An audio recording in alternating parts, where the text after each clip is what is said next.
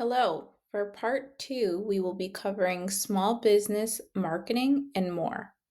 These strategies will help you for building and engaging and also operating a successful small business. Marketing isn't just about selling, it's about connection.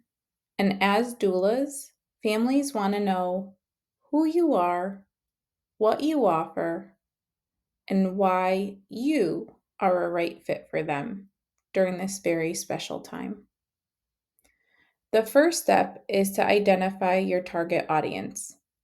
Not every doula service is the same, and not every doula serves the same population, and that's okay. I'd like you to ask yourself, what do I most want to support? Maybe it's a first time mom. Maybe it's LGBTQ plus families or immigrant families or people who are experiencing high risk births. Also, think about what needs aren't being met in the community that you want to serve. For example, if many families in your area speak Spanish, maybe you want to offer bilingual postpartum support. Knowing your audience will help you shape everything about your business, your services, your pricing, and how you will want to get the word out. When you know who you're speaking to, your message becomes clearer and much stronger. Creating your brand identity.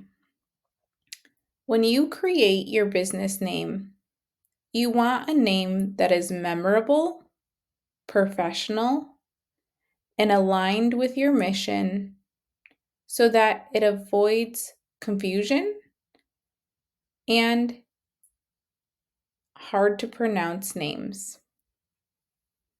When creating your logo, you want something that is simple and clean, that can be used across flyers, websites, and social media posts.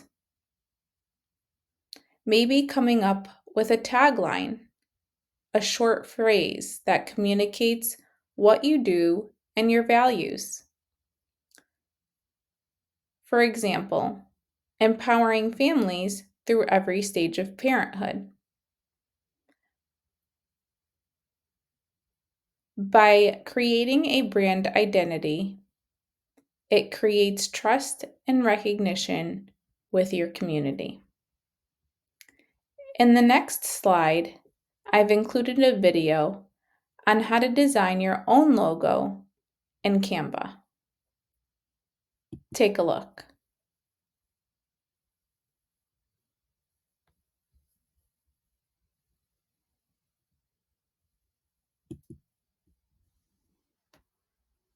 Professional communication is about building trust and respect with every interaction, whether that be in person, on the phone, through email or text messaging, or through social media posts.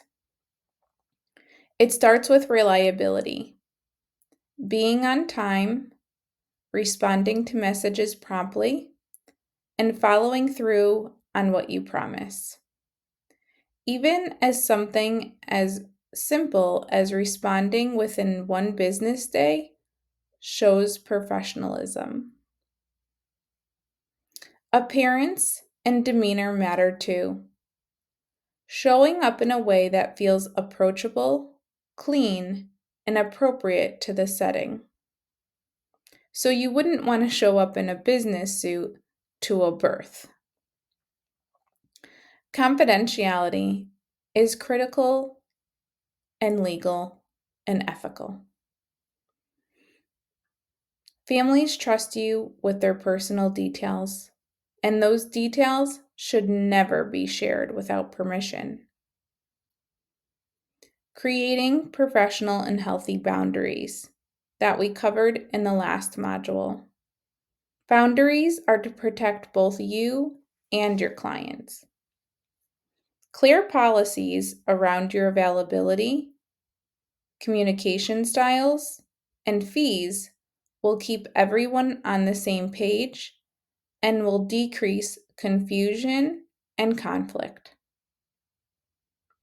Cultural humility reminds us that every family comes with unique traditions and values. Our role is to listen and adapt, not make any assumptions. And finally, continuing education. It is part of professionalism. Make sure to stay current on certifications, trainings, and resources so that you are offering the best possible care.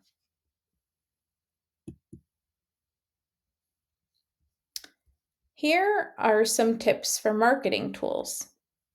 Setting up an Instagram account or a Facebook account so that you can add photos or your logo. You can maybe interview and share client stories or reels, or include tips for prenatal, during birth, or postnatal clients. Using flyers and business cards to distribute at OBGYN offices, community centers, yoga studios, and WIC clinics. Having an easily accessible website. Even one simple page site with a list of services and pricing, as well as your contact information, builds professionalism. Word of mouth is my absolute favorite and is still one of the most powerful marketing tools that there is. People trust others' personal stories and recommendations. So if someone had a good experience with you and they share their great experience, their friends and family members will want that same experience when their time comes too.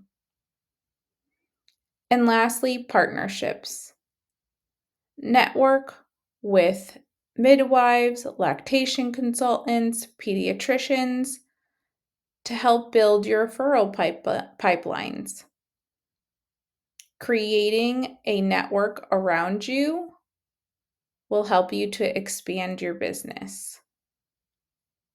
Maybe coming up together, implementing and creating programs to support families and mothers. These are all great strategies.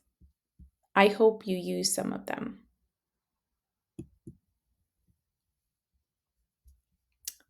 Using social media helps to increase your brand awareness by regularly posting engaging content like asking questions, tagging other businesses that you're partnering with.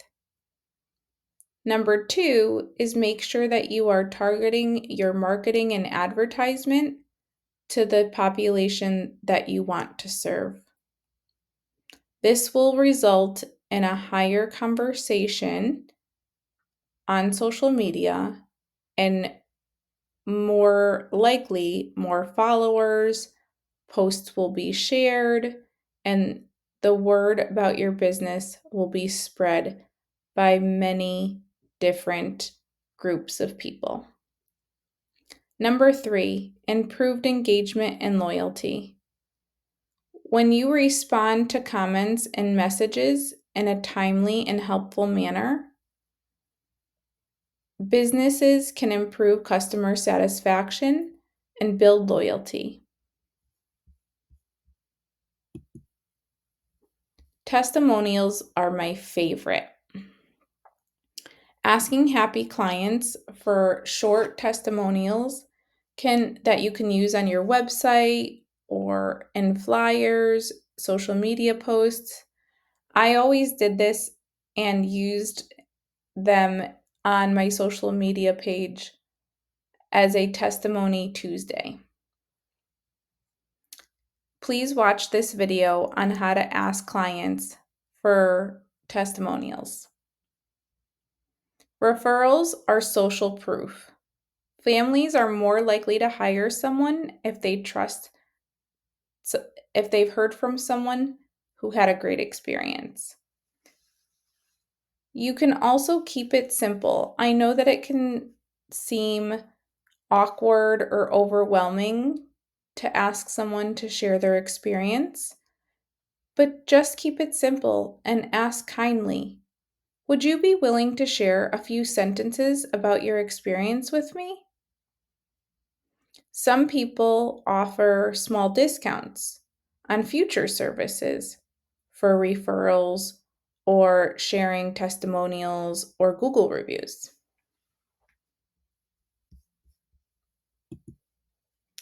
The second part of part 2 is on professionalism and professional communication.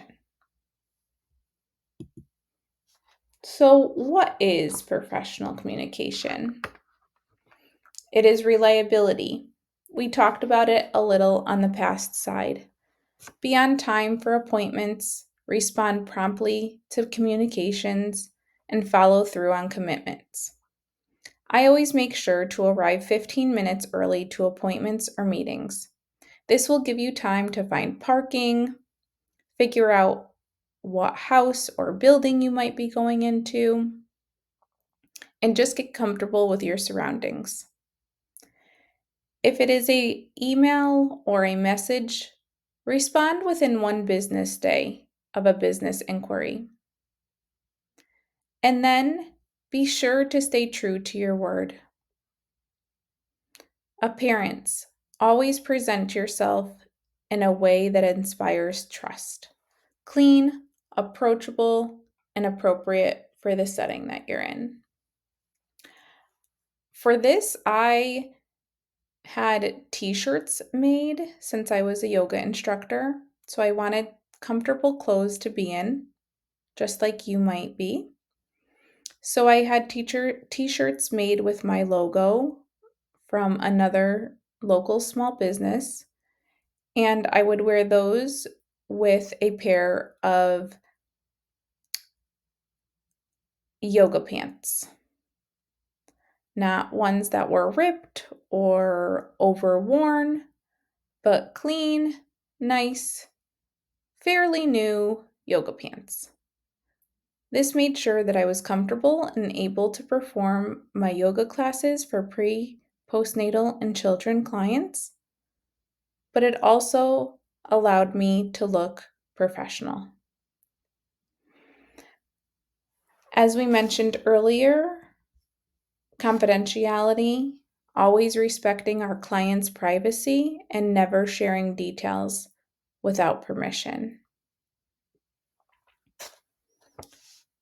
The other few bullets here we've talked about earlier, so I'm just going to continue to move forward on other professional communication tips. Here are a couple core skills of professional communication. When meeting with a client, actively listen. Focus fully on the client's words, emotions, and body language. Clarity. Make sure that you are speaking and writing in clear, supportive, jargon-free language. Empathy and compassion. Balance professional boundaries with warmth and understanding. Nonverbal communication. Make sure to make eye contact, keep your posture upright and attentive, and use a calm tone can help you build a lot of trust with families. Adaptability. Adjust your communication style to meet each client's needs. Maybe first-time parents are very anxious, and maybe experienced families are very lax.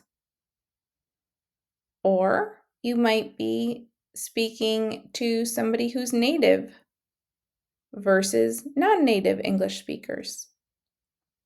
So just know your audience.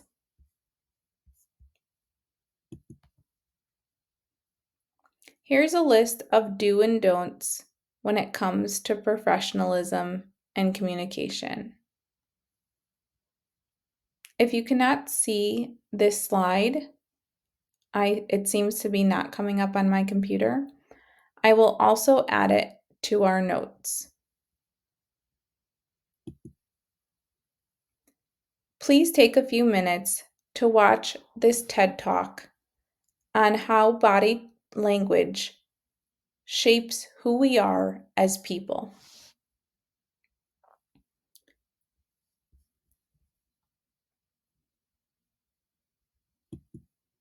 The link is included in your notes.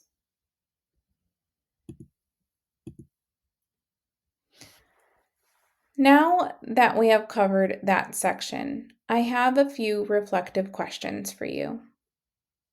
How would you respond if a client texts you at midnight and it is not an emergent text message, such as saying that they were going into labor? It is just a question about your service fees. Would you respond right away? Would you wait until morning?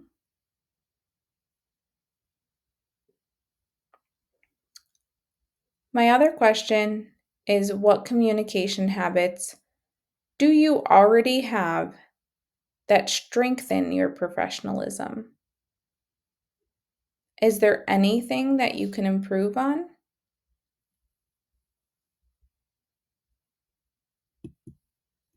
The next section, we will talk about professionalism, professional development, and networking. Professional development ensures your business grows with you and your clients see you as credible and committed.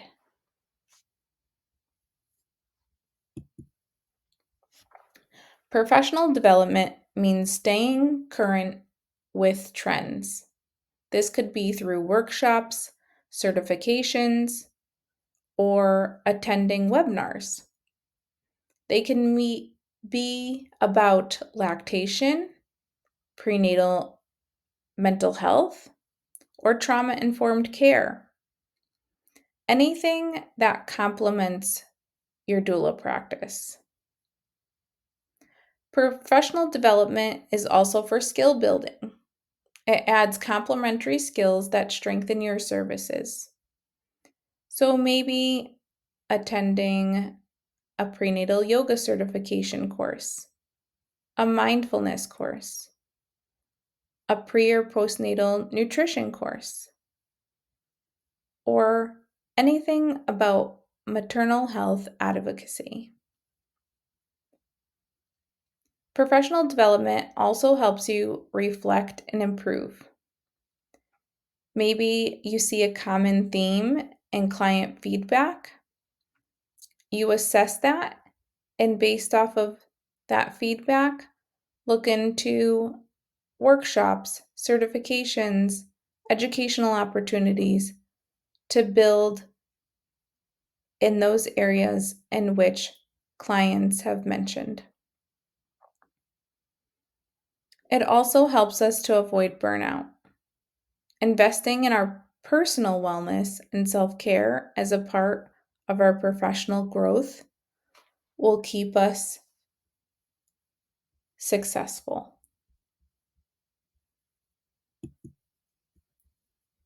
Here are a list of doula organizations that offer CEUs, continuing education units, and professional development opportunities.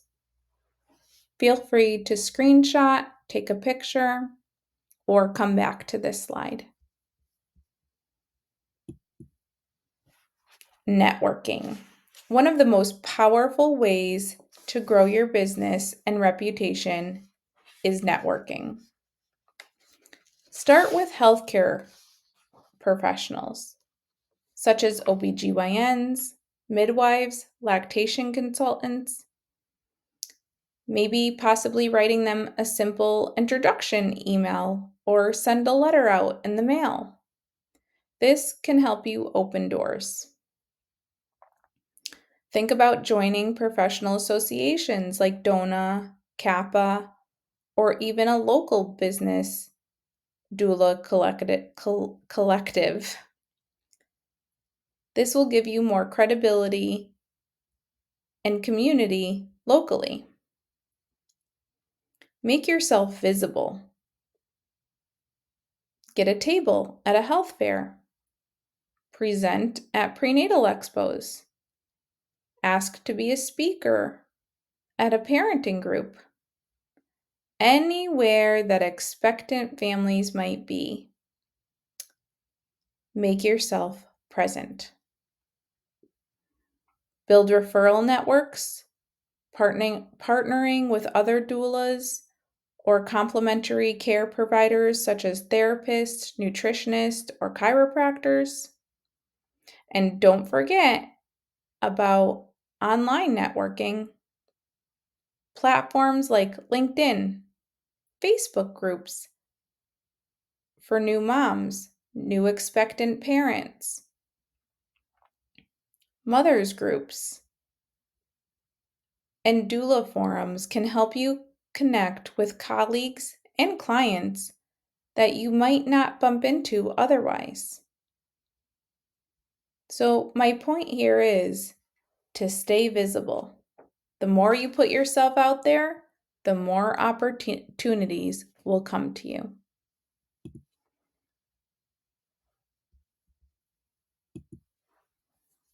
Thank you. Please feel free to reach out with any questions you may have.